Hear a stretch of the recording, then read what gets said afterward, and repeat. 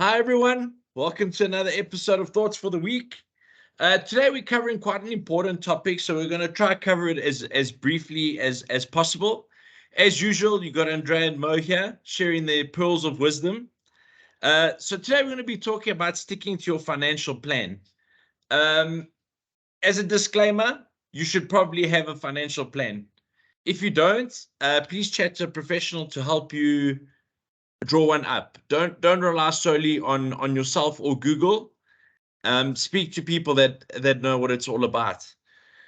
So specifically when designing your financial plan, you should look at designing one that's catered to you. And Mo's going to talk us through what that means exactly. Take it away, Mo. Yeah, so I think, the topic today around sticking to your financial plan comes down to exactly that, making sure you've got a proper plan that's linked to your own circumstances and that's there for the long term. So, and the reason why that is because sticking to your financial plan, funny enough, once it's in place, aside from those circumstances that are out of your control, generally most plans are broken because of the behavioral biases that exist in us as human beings. The first one being what we often refer to as the law of gain attraction and loss aversion. So part of your financial plan will be investments, and when investments go up, we feel good. When investments go down, we don't feel good. And the general rule, or what science has shown, is that for every R1 that goes up, you will feel twice the regret if it goes down R1. So you feel 2 times the regret in losing money than in gaining money, just because that's how we are built as humans. So obviously everyone is a bit different, and that's kind of the law of averages. And the problem with that bias that exists is when you then look at someone's intervention risk, which is also measurable, you can actually see who might be at risk of actually intervening in their plan or investment and making knee-jerk decisions. So as an example, Andrea, you might have a low intervention risk, and I might have a high intervention risk, and we might have the same investment, and then because of my high intervention risk, I might actually pull an investment out at the wrong time because I'm worried about actually losing money. Yeah, so your financial plan isn't only catered to your circumstances, but also, well, it should be catered to your circumstance and your personality. Exactly. Yeah. Yeah, And then brilliant. the second one, I think, which is worth discussing, which is a point you brought up, is ignoring the noise. So I don't know if you want to mention something on that. Well, I mean, we live in an age where we are thrown a lot of information every day. Yeah. Specifically, if you have an interest in your own financial journey and everything, you're going to be subscribed to financial journals. You're going to be reading the Business Day or other financial materials. And a lot of the time, these outlets are there to provide you with news. Yeah.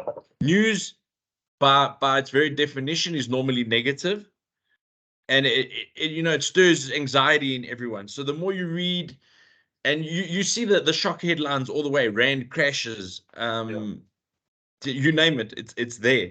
So if you're going to react to every piece of news that you hear, you're going to be changing investments on the daily. Yeah. Whereas if you've Yeah. set up a long-term financial plan, I mean, you've accounted for the ups and downs in the market, in society, and everything. I don't know if you want to add anything to that. No, I was just going to say, I mean, you get some well-esteemed financial journalists out there that make their bread and butter spreading bad news or negativity around specifically investing in South Africa, for example.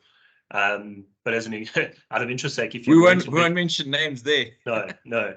But out of interest sake, if you weren't invested in South Africa over the last year, you would have actually lost money because of what's happened in overseas markets. So no, I completely agree with you, Andrea. That's absolutely a good point. Yeah, 100%. If you've got a well-constructed financial plan, you will have a bit of offshore exposure. You'll have local exposure. You will have enough diversity to ride up the ups and downs. And the trick I find mostly in my practice is actually, setting up the plan is only 20% of the work. 80% thereafter is just keeping everyone calm enough to stick to the plan that was originally built for them. Yeah. I think the last thing that's important to note is that there's no quick fixes. So a lot of people will approach us and they'll say, oh, wow, there's this investment and it's promising to double my money in a year, or, maybe realistically 3 years, and there's no risk. If it's too good to be true, then It is. it is. So that's the last thing to note, because people are generally drawn to something that seems attractive, where you're going to be winning, where you're going to be getting more than what someone else might get. So obviously just be careful of that. Yeah, and I mean, keeping that in mind, that's not saying that there aren't very high risk investments that you could make a good return on in the short term, but I wouldn't throw the house at that. I mean, your financial plan should have earmarked a percentage of it for your risky or your more like using cryptos as an example. Oh. I mean, you should probably have a small amount of your money in crypto, but that's not saying that, throw the house at it. And that's not financial advice, by the way. No, not at all. Not at all. But I mean, there is room for the riskier type investment, so people can take some risk. But understand a proper financial plan would have catered for that, but it's not going to crash your livelihood. Yeah, brilliant. I think that's 100% right. Yeah. Thanks, Mo. This was a financial planning discussion in super brief terms. We are going to be talking about it in more detail in a later video. So that's why it's important for everyone to stick around and watch all of our videos. Thanks, Andrea. Thanks, Mo. Thanks, everyone, for watching. If you enjoyed the content, please don't forget to give us a thumbs up and to subscribe to the channel.